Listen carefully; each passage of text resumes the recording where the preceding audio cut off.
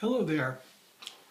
You're tuned in to the Bible, Through the Bible with Bob. And of course, I'm Bob. And today is going to be a fun day.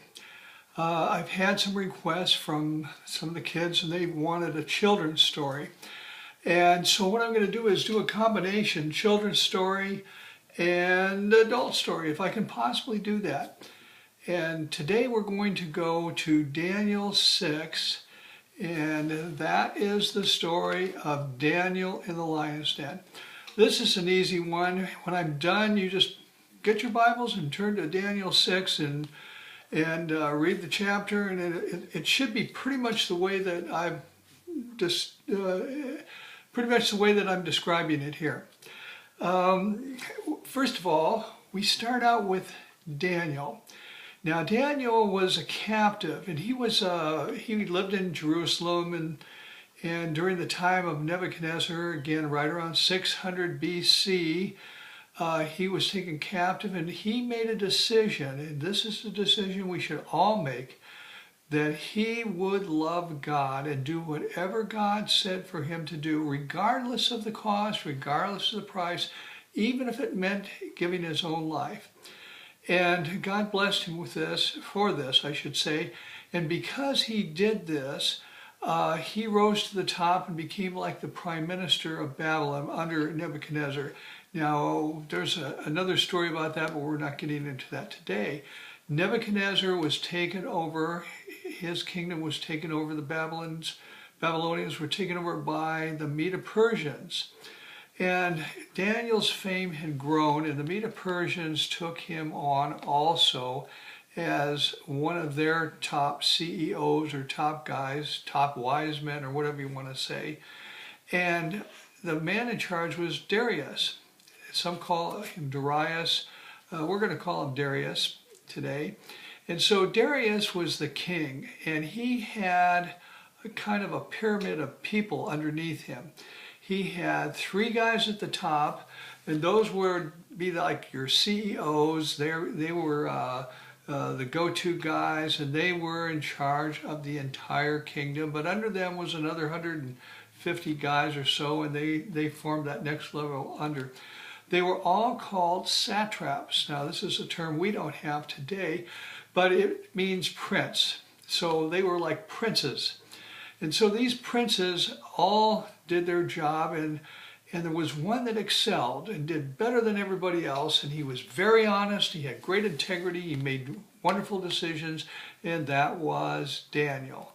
Now the king really liked Daniel. Daniel wasn't a young man anymore, he was probably in his 60s.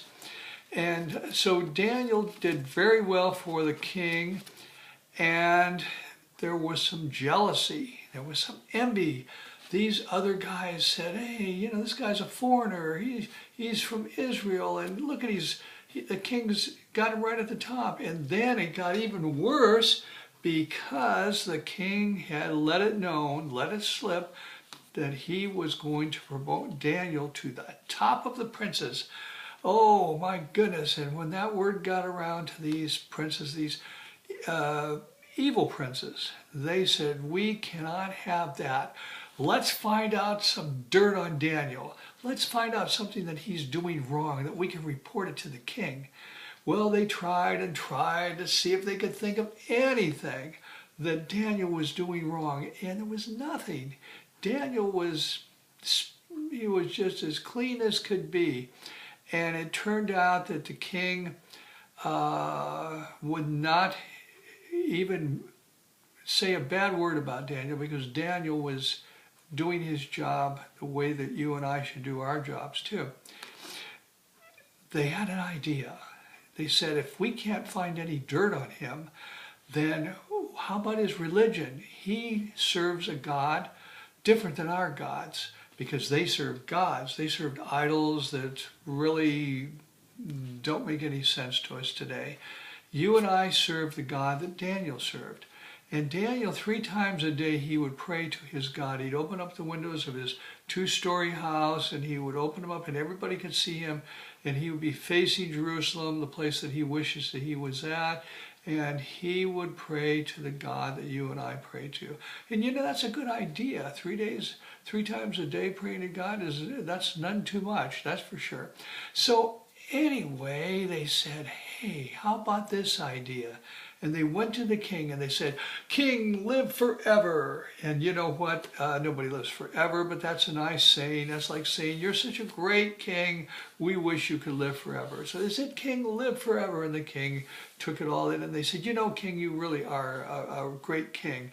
And we all come together, all of us princes, and we want you to pass a law that nobody can worship any god except for you. You'll be the god of the month. For 30 days, nobody can even worship any god except for you. You're the god. You're the guy. So anyway, the king, he's kind of got to his pride a little. Hey, they think that much of me? They want me to do that? Well, that's wonderful.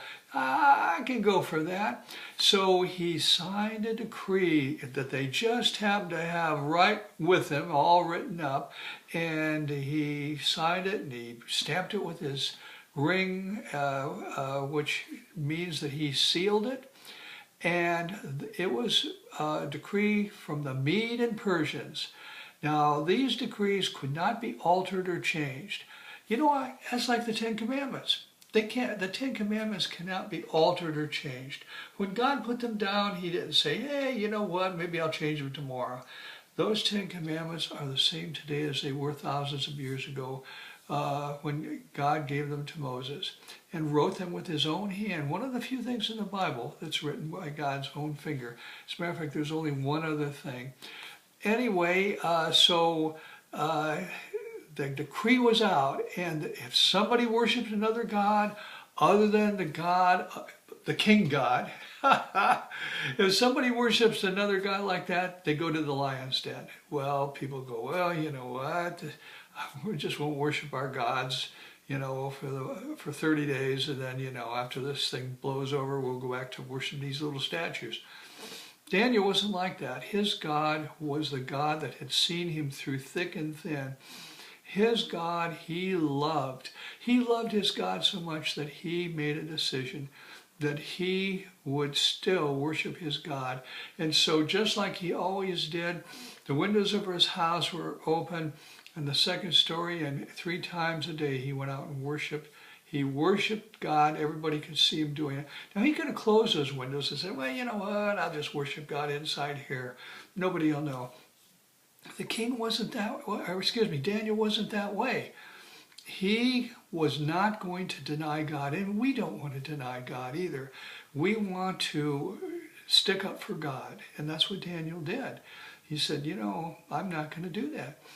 And so sure enough, they waited by the window, and when Daniel went and worshiped God by praying to God, they said, we've got him now. He's in our hands. He's not going to escape the death penalty of the den, the lion's den. So anyway, they went to the king, and they said, King, guess what?